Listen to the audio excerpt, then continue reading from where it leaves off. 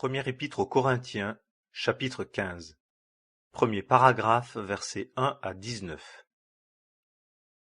Or je vous fais savoir, frères, l'évangile que je vous ai annoncé, que vous avez aussi reçu, et dans lequel vous êtes, par lequel aussi vous êtes sauvés, si vous tenez ferme la parole que je vous ai annoncée, à moins que vous n'ayez cru en vain.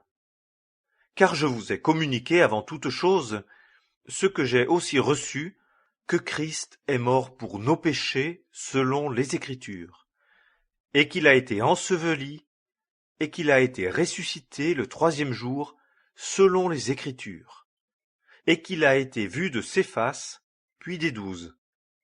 Ensuite, il a été vu de plus de 500 frères à la fois, dont la plupart sont demeurés en vie jusqu'à présent, mais quelques-uns aussi se sont endormis. Ensuite, il a été vu de Jacques, puis de tous les apôtres, et après tous, comme d'un avorton, il a été vu aussi de moi. Car je suis le moindre des apôtres, moi qui ne suis pas digne d'être appelé apôtre, parce que j'ai persécuté l'assemblée de Dieu. Mais par la grâce de Dieu, je suis ce que je suis. Et sa grâce envers moi n'a pas été vaine, mais j'ai travaillé beaucoup plus que tous, non pas moi toutefois, mais la grâce de Dieu qui est avec moi. Soit donc moi, soit eux, nous prêchons ainsi, et vous avez cru ainsi. Or si Christ est prêché, qu'il a été ressuscité d'entre les morts, comment disent quelques-uns parmi vous qu'il n'y a pas de résurrection de mort? Mais s'il n'y a pas de résurrection de mort, Christ n'a pas été ressuscité non plus. Et si Christ n'a pas été ressuscité, notre prédication, donc, est vaine aussi, et votre foi aussi est vaine, et même nous sommes trouvés de faux témoins de Dieu, car nous avons rendu témoignage à l'égard de Dieu qu'il a ressuscité Christ, lequel il n'a pas ressuscité si réellement les morts ne ressuscitent pas. Car si les morts ne ressuscitent pas, Christ n'a pas été ressuscité non plus. Et si Christ n'a pas été ressuscité, votre foi est vaine. Vous êtes encore dans vos péchés. Ceux donc aussi qui se sont endormis en Christ ont péri. Si, pour cette vie seulement, nous avons espérance en Christ, nous sommes plus misérables que tous les hommes. Deuxième paragraphe, versets 20 à 28. Mais maintenant, Christ a été ressuscité d'entre les morts, prémisse de ceux qui sont endormis. Car puisque la mort est par l'homme, c'est par l'homme aussi qu'est la résurrection des morts. Car comme dans l'Adam tous meurent, de même aussi, dans le Christ, tous seront rendus vivants, mais chacun dans son propre rang. Les prémices, Christ, puis ceux qui sont du Christ à sa venue, ensuite la fin, quand il aura remis le royaume à Dieu le Père, quand il aura aboli toute principauté et toute autorité et toute puissance. Car il faut qu'il règne, jusqu'à ce qu'il ait mis tous les ennemis sous ses pieds. Le dernier ennemi qui sera aboli, c'est la mort. Car il a assujetti toutes choses sous ses pieds. Or, quand il dit que toutes choses sont assujetties, il est évident que c'est à l'exclusion de celui qui lui a assujetti toutes choses. Mais quand toutes choses lui auront été assujetties, alors le Fils aussi lui-même sera assujetti à celui qui lui a assujetti toutes choses, afin que Dieu soit tout en tous. Troisième paragraphe, versets 29 à 34. Autrement, que feront ceux qui sont baptisés pour les morts, si les morts ne ressuscitent absolument pas? Pourquoi aussi sont-ils baptisés pour eux?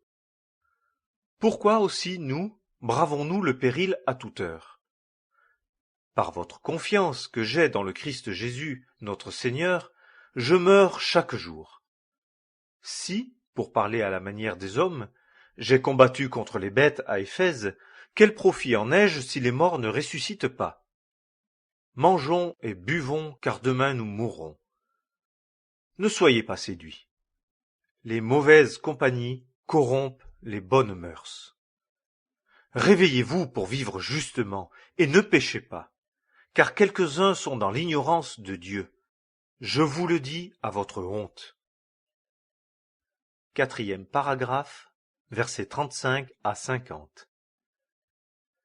Mais quelqu'un dira, comment ressuscitent les morts et avec quel corps viennent-ils? Insensé. Ce que tu sèmes n'est pas vivifié s'il ne meurt. Et quant à ce que tu sèmes, tu ne sèmes pas le corps qui sera, mais le simple grain, de blé comme il se rencontre, ou de quelqu'une des autres semences. Mais Dieu lui donne un corps comme il l'a voulu, et à chacune des semences son propre corps. Toute chair n'est pas la même chair, mais autre est celle des hommes, autre la chair des bêtes, autre celle des oiseaux, autre celle des poissons. Et il y a des corps célestes et des corps terrestres.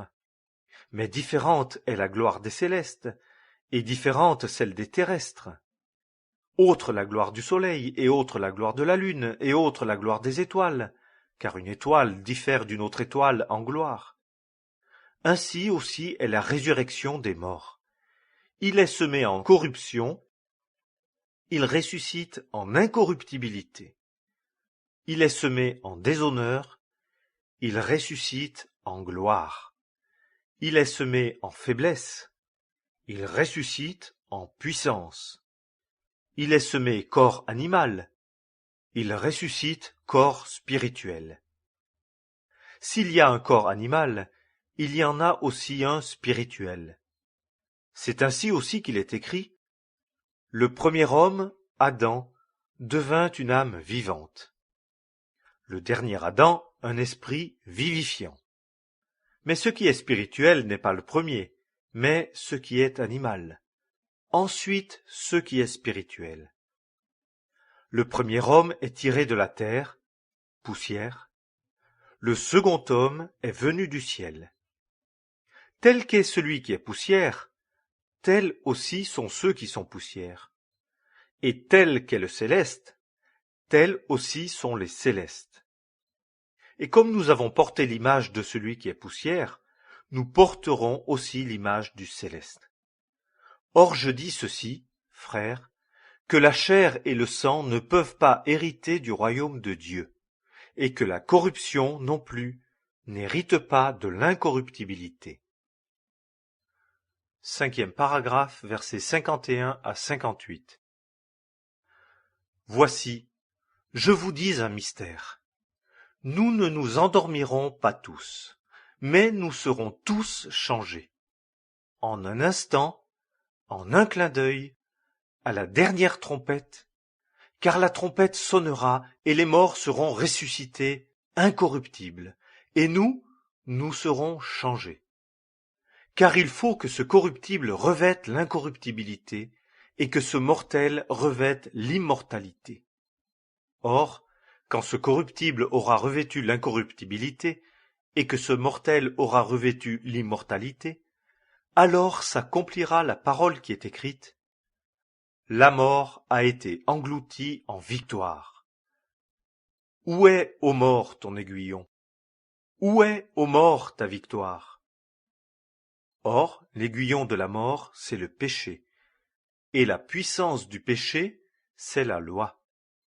Mais grâce à Dieu, qui nous donne la victoire par notre Seigneur Jésus-Christ. Ainsi, mes frères bien-aimés, soyez fermes, inébranlables, abondant toujours dans l'œuvre du Seigneur, sachant que votre travail n'est pas vain dans le Seigneur. Première épître aux